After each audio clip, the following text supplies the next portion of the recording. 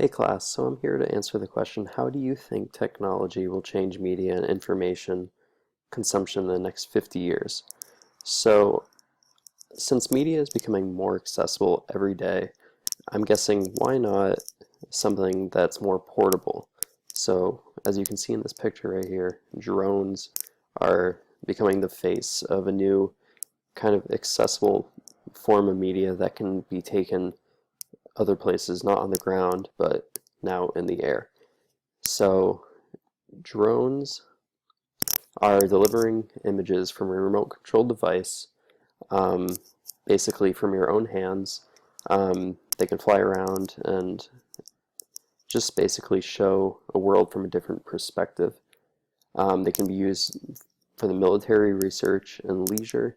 I see most people using them for leisure actually, which is kind of cool. There are widespread access to the product, so basically anybody can use them. You can buy them um, in the store, you can buy them online, Amazon, places like that. And it gives viewers a new perspective on their surroundings, um, kind of like a basic accessible things. Another cool thing that I'll talk about in a little bit is um, they can possibly deliver products to your own doorstep, which is kind of cool. So according to the article by Cindy Jeffers, um, drone journalism is basically a follow me option, and it gives journalists the opportunity to plan shots ahead. So basically, they can get their drone and send it up into the air and get what they need.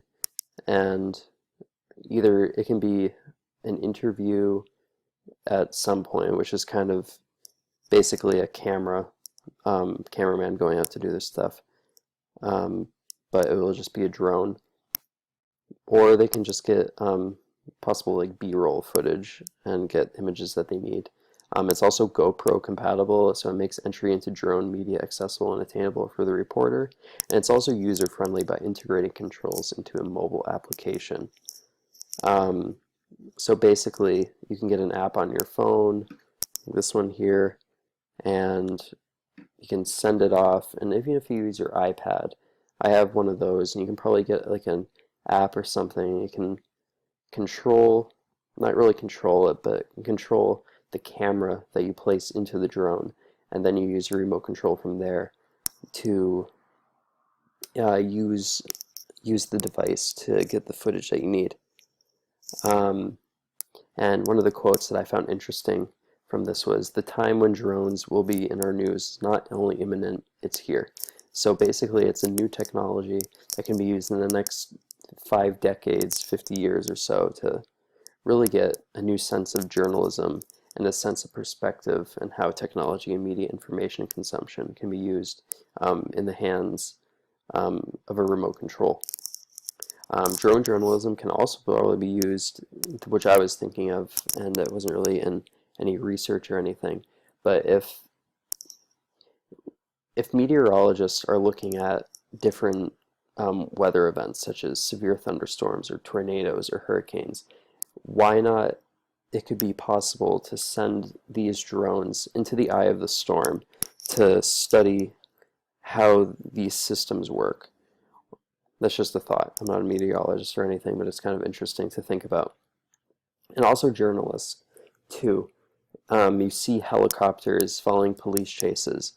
Why not save some money instead of sending a huge multi-million-dollar aircraft into the air to follow a crime scene when you can use something that costs less than $100 even to fly around the neighborhood or even remotely to follow a police chase, which kind of gets into the question, which I don't have to answer now, but how accessible the remote can be to um, follow the drone device.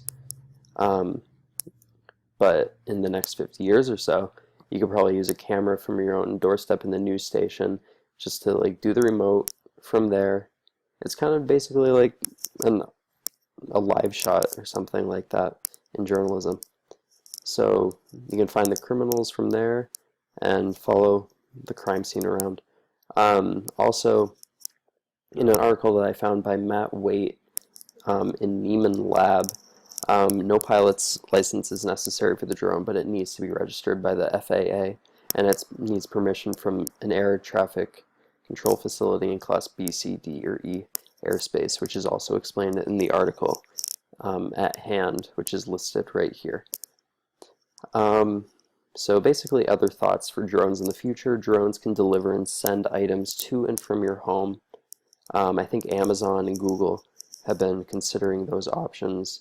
They're already used in war zones around the world, and they can be used for aid in impoverished nations. So they can send different resources needed, water, food, medicine, stuff like that. You can drop them with a parachute, and off they go. They're low cost, they're more accessible to everyone, and news reporters and journalists will incorporate drones into everyday newscasts in the next decades or so. And it'll definitely be a different type of journalism in a while. Sending them into dangerous or inaccessible places, you saw things, just a thought, but in Vietnam, you saw journalists go into different war zones, but now even you can send them to Iraq or Iran or Pakistan or any of these Middle East countries that are having difficult times with war and other